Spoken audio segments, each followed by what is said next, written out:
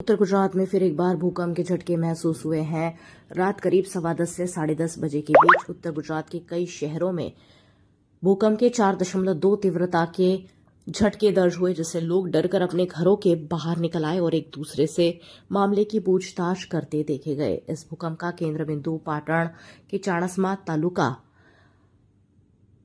के सेवाड़ा गांव में दर्ज हुआ है, जो पाटण से 13 किलोमीटर दूर है। भूकंप के झटकों से लोगों में डर का माहौल है और लोग अपने अपने घरों के बाहर निकल आए और अपने परिजनों और रिश्तेदारों को फोन कर मामले की पूछताछ करते हुए देखे गए।